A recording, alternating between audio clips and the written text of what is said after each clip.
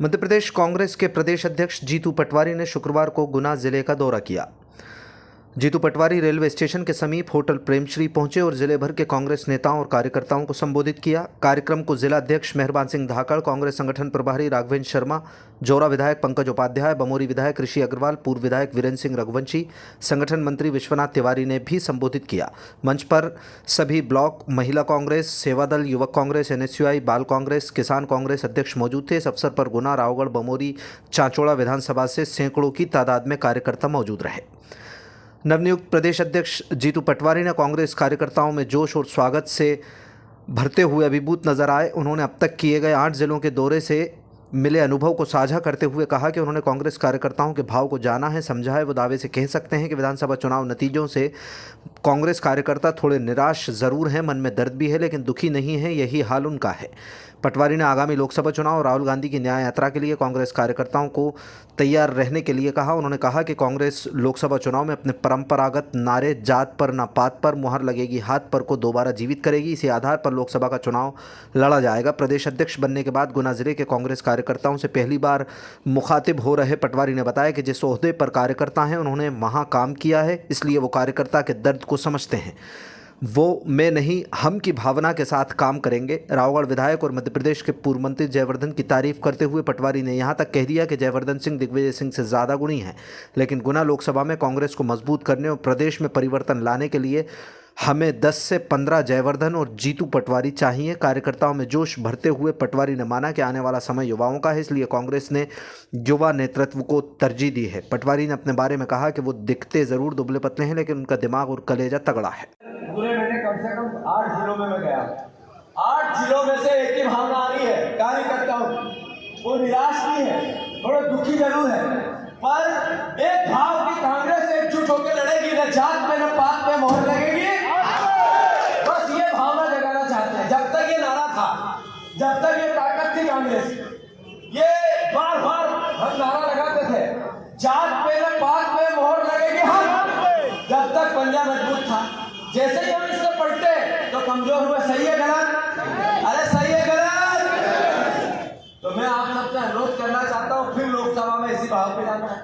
और ये भी अनुरोध करना चाहता हूं बहुत विनम्रता से, मैं कार्यकर्ता की भावना को जानता हूं। मैं बूथ का अध्यक्ष रहा, मैं वार्ड का अध्यक्ष रहा, मैं ब्लॉक का अध्यक्ष रहा, मैं जिला कार्यकारिणी में रहा, मैं प्रदेश की कार्यकारिणी में रहा, मैं जिला प्रदेश युवक कांग्रेस का अध्यक्ष बना, और यहाँ ऐसे चुनाव में मैं जिला पंचायत में लड़ लिया, विधानसभा में, वो भी भावना है।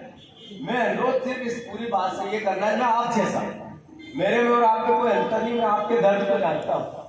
मैं कार्यकर्ता की वो भावना जिससे वो दुखी होता है, इस एहसास को जीता है, और उनका सम्मान रखना मेरी ड्यूटी भी है और दायित्व भी है।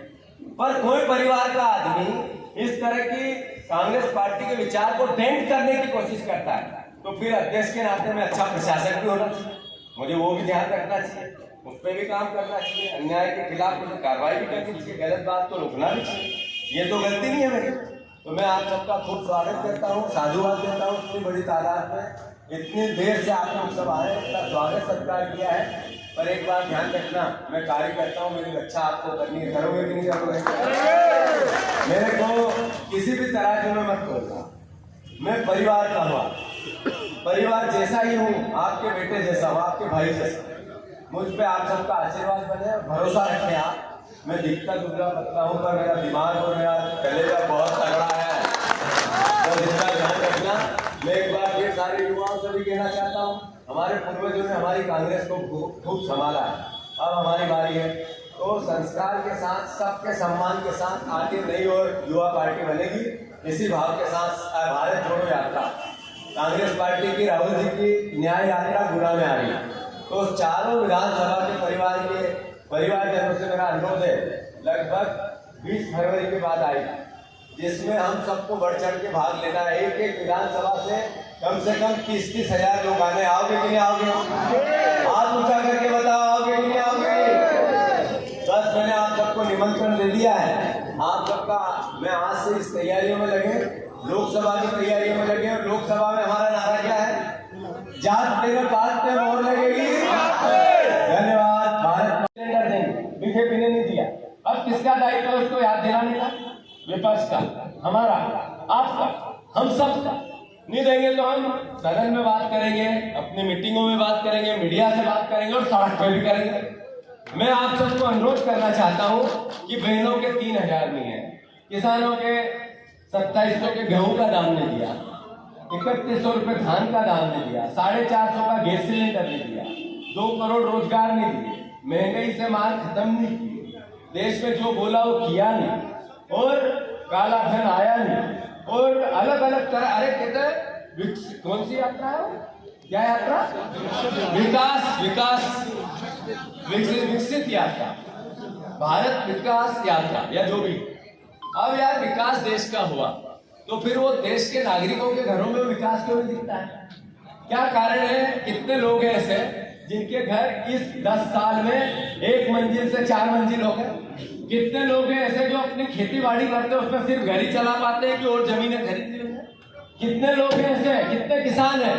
अरे खाद महंगा, बीज महंगा, लागत महंगी, किसानों की फसलों के दाम नीचे, तो ये लड़ाई विपक्ष में लड़े तो कौन लड़े?